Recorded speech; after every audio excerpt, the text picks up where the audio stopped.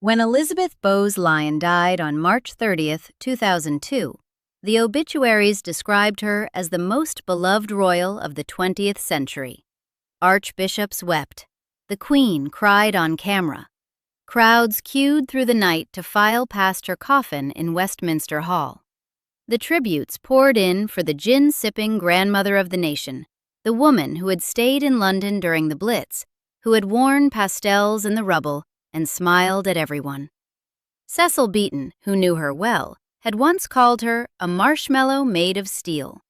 The marshmallow got rather more coverage than the steel. That was exactly how she had arranged it. In June 2000, The Guardian reported the discovery of a 50-year-old box of letters and legal papers. The journalist's phrase was precise. A portrait of the Queen Mother as ruthless and unforgiving had emerged from the documents. It received less attention than it deserved. The nation wasn't in the mood to interrogate the grandmother. This is the case the nation chose not to build. 6 people crossed Elizabeth Bowes-Lyon between 1936 and 2002. Each one was dealt with through the same method: no direct confrontation, no screaming, no obvious cruelty. Simply the slow, patient withdrawal of every social and institutional mechanism that made a life in royal circles possible. Wallis Simpson, Marian Crawford, Peter Townsend, Prince Philip, Susan Barrantes, Diana. The names arrive like entries in a ledger. Every one of them ended up exiled, discredited, or dead. She was still standing at 101. The sweetness was the weapon. Wallis Simpson came first. She was also, by some distance, the longest case. In letters to her mother-in-law, Queen Mary, the Duchess of York had already been tracking Wallis's presence with something between alarm and contempt. "Relations are already a little difficult when naughty ladies are brought in," she wrote. In the same letter, "Up to now, we've not had the lady at all." The phrase "naughty lady" was chosen with care, diminishing without engaging, precise without being directly confrontational. It established a register she would maintain for 66 years. What followed in December 1936 is the hinge on which everything else turns. Edward VIII abdicated to marry Wallis, and in doing so forced the crown onto his younger brother Albert, who became George VI. Albert's wife became Queen Consort. She had not wanted this. She was open about it later. She told Prince Charles she could never forgive Edward for the abdication, knowing what burdens of sovereignty it would place on her husband. George VI died in 1952, aged 56. The Queen Mother would spend the next 50 years making her position on the woman she held responsible absolutely clear through the mechanisms available to her. The first mechanism was the title. George VI made the formal decision to deny Wallis Simpson the style of Her Royal Highness after her marriage to the Duke of Windsor in June 1937. The Queen Consort supported this position alongside Queen Mary and maintained it without wavering. The denial would prove legally contested. At least one subsequent analysis described it as technically contrary to common law, but it held for the rest of Wallis's life. The silver plaque on her coffin in 1986 read, "Wallis, Duchess of Windsor, 1896 to 1986, without the prefix. It doesn't appear on her gravestone either. The second mechanism was the wedding boycott. In June 1937, the Duke of Windsor married Wallis at the Château de Condé in France. Not one member of the royal family attended. Edward had expected his family to come. The author Jane Ridley, speaking on a Channel 5 documentary about this period, was direct. The Queen played a key role in preventing his family from attending his wedding. She thought it would be very wrong, Ridley said, for the king to extend his approval toward his brother. Philip Ziegler, the royal biographer, recorded a conversation he had with the Queen Mother years later, in which he asked why she had been so resolute in keeping the Windsors out of Britain. Her answer? You can't have two kings, can you? For the next 3 decades, the Queen Mother and Wallis Simpson didn't meet face to face. When their circles overlapped at events, the mechanisms of court protocol could keep them apart. When proximity became unavoidable, the encounter was brief and controlled. In private, the Windsors were considerably less controlled. Throughout their letters, the Duke and Duchess used code names. Wallis and Edward were "we," the initials of their first names. For the Queen Mother, they used Cookie. The nickname, reported in letters published in 1988, was understood as mockery, aimed at her appearance or demeanor, and used throughout their letters. The Duke had his own variant, that Scotch cook. The contempt in both directions was mutual and documented. The public had no access to any of this. In public, the Queen Mother radiated warmth. Privately, she was monitoring every inch. In 1967, after more than 30 years, the two women came face to face at the unveiling of a memorial plaque to Queen Mary. As banks of cameras flashed, they maintained a long handshake. Wallis didn't curtsy. The Queen Mother said, "How nice to see you," and moved on. 5 words, a smile, and 30 years of accumulated strategic patience compressed into one handshake. In 1972, the Duke of Windsor died. Wallis came to London as Queen Elizabeth II's guest at Buckingham Palace. At the funeral, the Queen Mother took Wallis by the arm. What she said, according to Michael Thornton, who witnessed both women across multiple meetings and wrote a book about their relationship, was this: "I know how you feel. I've been through it myself." On Wallis's departure, she kissed her on the cheek. Those watching were astonished. The gesture was noted. It was also profoundly controlled. After the Duke was buried, Wallis returned to Paris. She was deteriorating. Arteriosclerosis progressing, dementia setting in, increasingly reclusive. By 1975, she had suffered a perforated ulcer. By 1978, according to the biographer Hugo Vickers, she had ceased to speak. She was turned from bed to couch and back again. Almost no one visited. Wallis Simpson died on April 24, 1986, in her home at 4 Route de Champ d'Entremont in Paris. She was 89. A private funeral took place 5 days later at St. George's Chapel, Windsor, attended by 175 mourners. The Queen attended. The Queen Mother attended. The silver plaque on her English oak coffin still lacked the HRH prefix. Her burial was attended by only 15 people.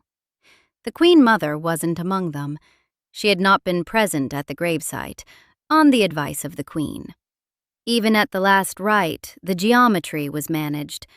Diana, Princess of Wales, was among the 15 who stood at the graveside. She said afterwards that it was the only time she had ever seen the Queen weep. The Queen Mother outlived Wallis by 15 years and 11 months, approximately 16 years. The campaign had outlasted its subject. Marian Crawford is a cleaner case. Cleaner because the transgression was smaller and the punishment was therefore more telling. Crawford came to the royal family in 1934 as a governess to Princesses Elizabeth and Margaret. She stayed for 16 years. By any measure, she was devoted. She delayed her own marriage into her 40s, her life shaped around the 2 girls. She was, in the words of the royal family's own presentation of the period, a trusted member of the household. On retirement in 1948, Crawford received a pension and a grace and favor home, Nottingham Cottage, on the grounds of Kensington Palace. It was a generous settlement. It also carried an unwritten understanding that 16 years of intimate proximity to the royal family meant 16 years of things that couldn't be discussed in print. In 1950, Crawford sold those 16 years to Good Housekeeping. The memoir, The Little Princesses, was serialized in America first and then published as a book. The contract she had signed apparently contained language permitting publication. The rights were sold for £30,000, roughly £870,000 in today's money. Crawford was in financial difficulty. The book itself was warm, affectionate, essentially harmless by any objective standard. Affectionate portraits of two children and their parents. The royal family's response was absolute. All contact was severed. Crawford left Nottingham Cottage. No member of the family ever spoke to her again. The Guardian, in June 2000, reported on the discovery of a 50-year-old box of letters and legal papers related to the Crawford affair. The reporter's characterization was specific. What emerged was a portrait of the Queen Mother as ruthless and unforgiving. The exact contents of those papers weren't fully quoted in the reporting available, but the characterization came from documentary evidence, not gossip. Legal papers, 50 years old, kept. Marian Crawford died on the 11th of February, 1988, at the Hawkhill House nursing home in Aberdeen. Neither the Queen Mother, nor Princess Margaret sent a wreath to her funeral. No member of the royal family made contact before her death. She was 78. The mechanism at work here is worth examining. Crawford had not betrayed a state secret. She had not sold documents to a hostile government. She had written an affectionate memoir about two children she had helped raise. The punishment? Total social death. The end of every connection, not even a wreath at the funeral, was disproportionate to any reasonable reading of the transgression. That disproportion is the point. The message the punishment sent was institutional, not personal. It said, proximity to this family is conditional. It can be withdrawn completely and without appeal. Loyalty isn't a protection. Duration of service isn't a protection. Warmth of feeling isn't a protection. You are in until you are out, and once you are out, there is no path back in. Crawford made no public complaint. There was no path back in. She deteriorated and died in Aberdeen, while the family she had served for 16 years gave no acknowledgement. Peter Townsend arrived in the royal household as an equerry to George VI. He was a group captain in the RAF, a decorated flying ace, credited with 11 kills during the war. After the king's death in 1952, Townsend was placed in the Queen Mother's household as its comptroller. This placement matters. She had him. He was in her structure, which made what happened next worth examining carefully. The relationship between Townsend and Princess Margaret had been developing for some time before it became public. On June 2, 1953, the day of the coronation, Margaret was observed picking a piece of fluff from Townsend's uniform. It was a small gesture. The press noticed. Within days, the relationship was known. The palace machinery moved quickly. The Queen's private secretary, Sir Alan Tommy Lascelles, described by multiple sources as the chief architect of what followed, confronted Townsend directly. His verdict, recorded in the memoirs of several contemporaries, was this: "You are either mad or bad." Townsend was then given 3 choices of posting: Brussels, Johannesburg, or Singapore. He chose Brussels as air attaché at the British Embassy. The British ambassador to Belgium, Sir Christopher Warner, was reportedly not forewarned. The posting was arranged with speed. The Queen Mother was in Rhodesia on a tour when these decisions were being made. The attribution of the Brussels posting to her specifically, rather than to Lascelles and a coalition of palace advisors, isn't cleanly supported by the available evidence. What is documented is her broader role. Noel Botham, in his biography of Princess Margaret, attributes to the Queen Mother a major role in steering Margaret away from any marriage to Townsend. She worked through the institution, not against her daughter directly. That distinction is the thesis made visible. She didn't argue with Margaret. She didn't forbid anything. She let the institutional machinery remove the option entirely. Townsend was in Brussels. The choice had been unmade. On October 31st, 1955, Princess Margaret released a statement from Clarence House. She had decided not to marry Group Captain Townsend. The statement cited duty and the Commonwealth. The Times had published an editorial earlier suggesting Margaret should pass into private life if she married a divorced man. The Church of England had made its position clear. The pressure was organized and comprehensive. Townsend went to Belgium, then France, then spent years writing his memoirs. He died in June 1995. In his book, he described his admiration for George VI and his life in the royal household. What he said privately about the Queen Mother isn't well documented. Margaret, according to one account, felt deep sadness about the decision for the rest of her life. The result of the Townsend case wasn't exile in the Wallis sense. It was the removal of a possibility. The Queen Mother's method wasn't to destroy Townsend personally, but to ensure that the specific threat he represented, an unsuitable marriage that would tie Margaret to a divorced commoner and destabilize the institution, was neutralized before it could fully materialize. She had managed it without appearing to manage it at all. Prince Philip is the most difficult case, and the most important one, because he was family, and because the outcome wasn't exile but constraint. Philip arrived in the British royal family in 1947 as a complicated figure. Born a Greek prince, his father had died in Monte Carlo in 1944 after years of separation from his wife and son. 4 of his sisters had married German princes. 3 of those brothers-in-law had Nazi connections. Philip had served with distinction in the Royal Navy during the war, but the family background provided material. The Queen Mother's brother, David Bowes-Lyon, reportedly referred to Philip as the Hun. One source attributes to the Queen Mother personal familiarity with this characterization, that she knew to deride Philip with the same nickname.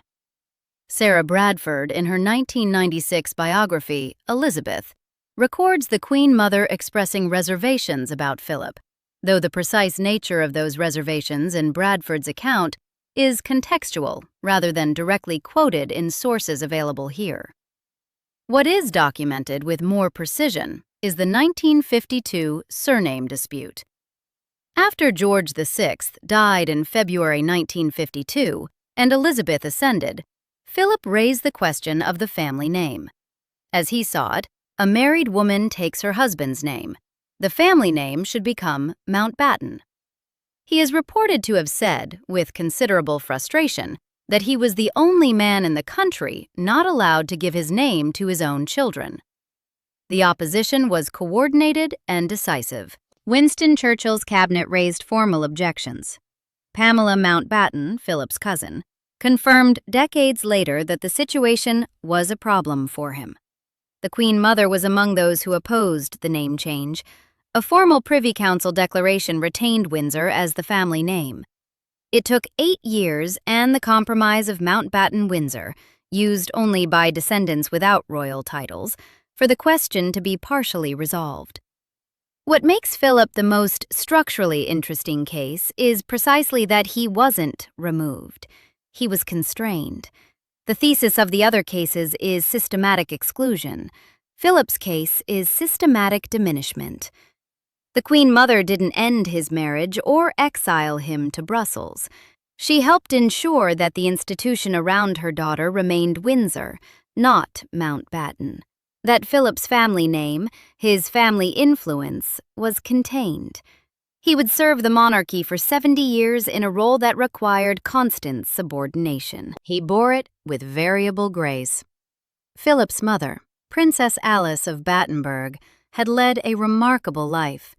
She had founded a nursing order in Greece, lived through extraordinary hardship, and sheltered a Jewish family in Athens during the Nazi occupation.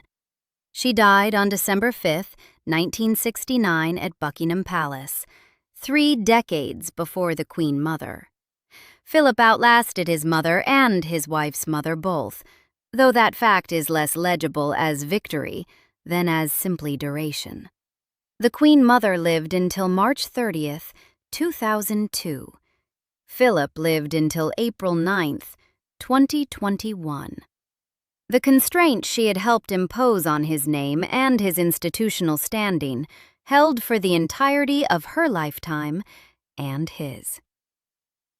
Susan Barrantes requires the most careful handling of any case in this account, and the narration will say clearly why.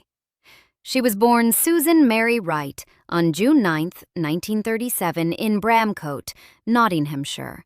Her father was a director of an industrial company, her mother the daughter of a viscount. She was presented at court during the 1954 debutante season. In January 1956, she married Lieutenant Ronald Ferguson, who would rise to manage the polo operations of both Prince Charles and Prince Philip. They had 2 daughters, Jane and Sarah. In 1972, Susan left her family and moved to Argentina with professional polo player Héctor Barrantes. The divorce from Ferguson was finalized in 1974. She married Barrantes in 1975. Her daughter Sarah Ferguson married Prince Andrew in July 1986. The wedding was watched by approximately 500 million people globally. Sarah was suddenly the Duchess of York. Her mother, the woman who had left her family for Argentina, was suddenly proximate to the royal family in a way that would have been socially impossible a decade earlier. What happened in the years following that proximity is documented only partially. Susan Barrantes wasn't a regular fixture at royal events. She was present at significant moments connected to her daughter, but didn't, by most accounts, become embedded in the family's inner circle. In 2025, a biography of the Duke and Duchess of York, entitled, by royal biographer Andrew Lowney, alleged that Prince Philip had a romantic relationship with Susan Barrantes. The claim, according to news reports of the book, described the relationship as beginning after Barrantes became frustrated with her first marriage. There is no primary document confirming this allegation. No palace record, no contemporaneous witness statement, no correspondence has been produced in support. This is a secondary source claim from a 2025 biography, and it should be received accordingly, as an allegation without confirmed evidentiary foundation. What is documentable is more limited. Susan Barrantes wasn't warmly received in royal circles, and her social position relative to the family was always somewhat ambiguous. Beyond that, the case for any Queen Mother-directed campaign against her specifically rests on material that is, at present, either undocumented or unconfirmed. The social exclusion of a woman who had abandoned her daughters to move to Argentina with a lover may have required no directed campaign at all. Susan Barrantes died on September 19, 1998, aged 61, when the car she was driving collided with a truck on a 2-lane highway in the Argentine province of Buenos Aires. She wasn't wearing a seatbelt. The death came 13 months after Diana's. Diana is the case the audience knows best, and the one requiring the most precision. The Queen Mother's initial relationship with Diana was reportedly warm. She was among those who welcomed Diana into the family before the marriage and in the early years after it. One truncated source suggests she invited Diana to spend time with her. Another, equally fragmentary, indicates she initially dismissed Diana's difficulties as something Diana would work through. What changed was the breakdown of the Charles-Diana marriage, and more specifically, what Diana did with it. In June 1992, Andrew Morton published Diana, Her True Story, based on secret tape-recorded interviews with Diana conducted in 1991. The book was a controlled demolition of the family's privacy. It described Diana's self-harm, her bulimia, her failed attempts to communicate distress to a family she found impenetrable, and her husband's ongoing relationship with Camilla Parker Bowles. One source fragment from the book's subsequent revised edition indicates that Diana altered the text and inserted the Queen Mother's name in a specific passage. The exact context of that insertion isn't available in the material reviewed here, but the detail suggests Diana explicitly implicated the Queen Mother in her account of what had happened to her. A second source, also fragmentary, indicates that the Queen Mother dismissed her misgivings as the sentence truncates.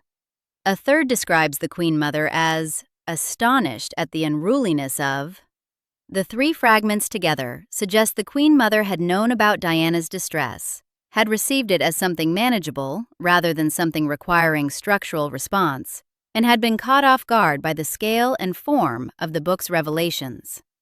The claim that the Queen Mother took specific retaliatory action after the 1992 Morton publication, the script's stated beat of a 1992 true story retaliation, isn't confirmed by any source in the research stack. Similarly, the claim that the Queen Mother influenced or edited Diana's 1997 funeral guest list isn't documented in available sources. Both claims, if framed as established fact, would outrun the evidence.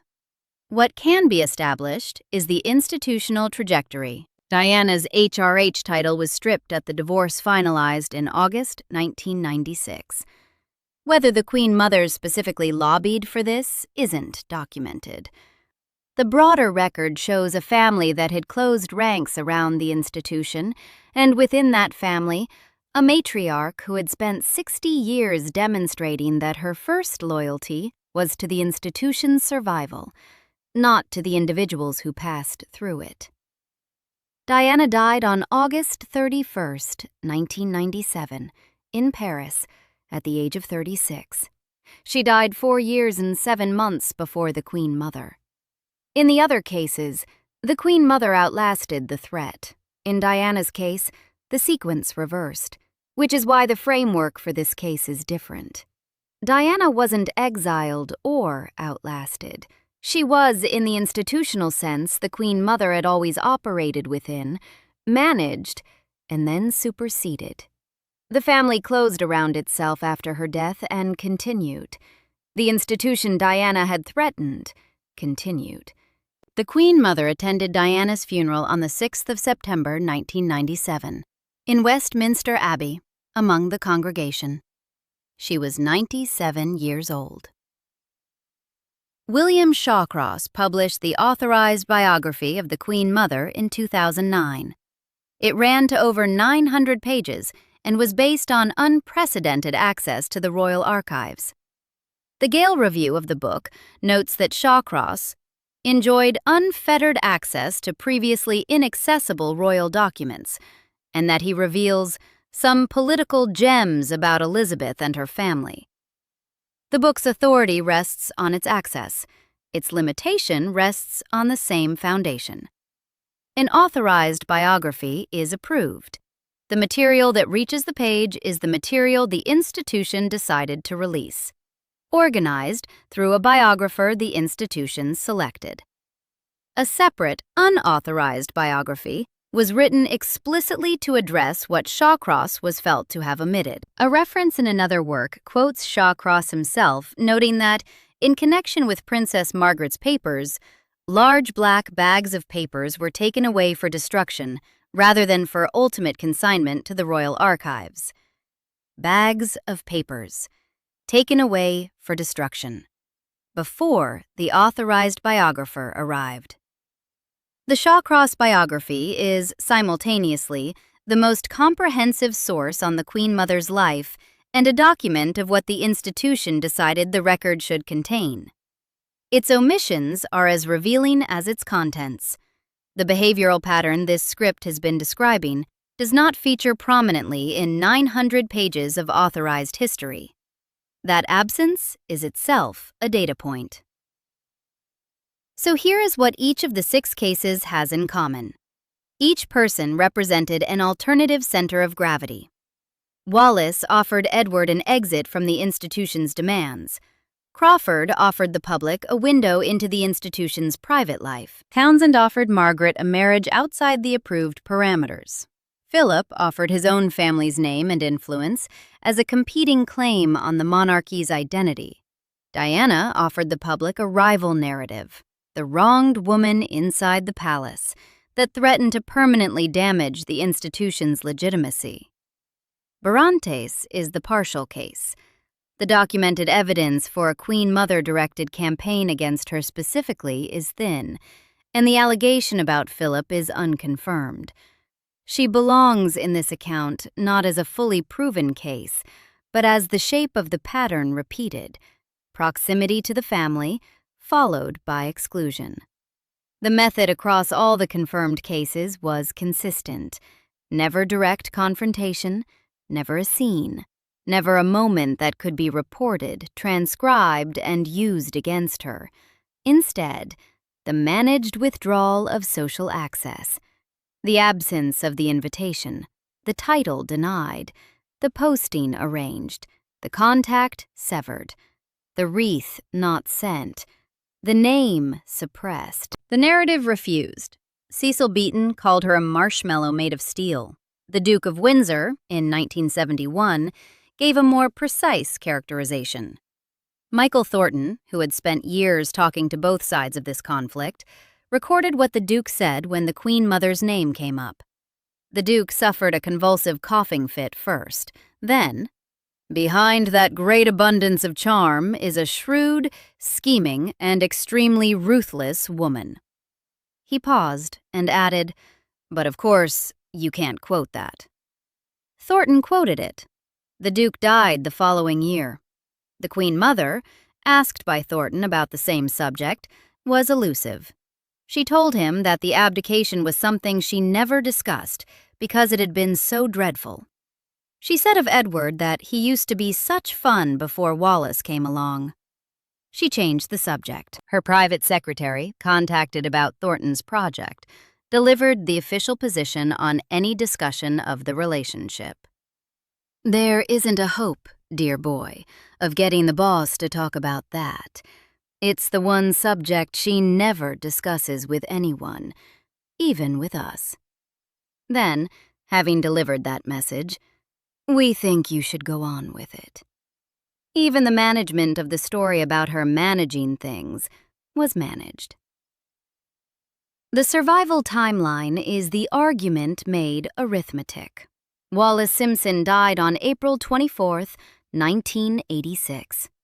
Marian Crawford died on February 11, 1988. Princess Alice of Battenberg, Philip's mother, had died on the 5th of December, 1969. Diana died on the 31st of August, 1997. The Queen Mother died on the 30th of March, 2002, at Royal Lodge, Windsor, with the Queen at her bedside. She was 101 years and 238 days old. She had outlived Wallis by 15 years and 11 months. She had outlived Crawford by 14 years. She had outlived Diana by 4 years and 7 months. She had outlived Princess Alice by 32 years. She had outlived her husband by 50 years, and in that half-century, she had maintained and defended the institution he had not wanted to inherit, with a systematic efficiency that no one, in the million-person queue outside Westminster Hall, appeared to have fully credited. The operating principle was consistent across every case. Every mechanism she used was deniable or untraceable, or simply the ordinary operation of institutional life. The title denial was the king's decision. The wedding boycott was a family matter. The Crawford ostracism was a collective royal response. The Townsend posting was the palace's decision, implemented by Lascelles. The Mountbatten name suppression was Churchill's cabinet. Each act, taken individually, has an explanation that does not require her. The pattern, taken as a whole, requires exactly her. Whether in her final days at Royal Lodge in the spring of 2002, she asked about Wallis Simpson, reportedly asking where Wallis was buried, reportedly having already been told, is a detail that has circulated but can't be confirmed from any document currently available in the public record. The archival material associated with her private secretary, Sir Alistair Aird, who served her for over 4 decades, remains largely inaccessible. What Aird recorded of her last weeks, if anything, hasn't been released. What is confirmed is simpler and perhaps sufficient. She died at 101. She outlived every person in this account except Philip, who had been constrained rather than destroyed, and who would live another 19 years carrying the name Windsor. She was described, in 1,000 obituaries, as the most beloved royal of the 20th century. She had worked very hard to ensure that was the description that reached posterity. The Duke of Windsor had told Thornton not to quote him. He was already dying when he said it. She had 30 more years. If you want more stories like this one, subscribe.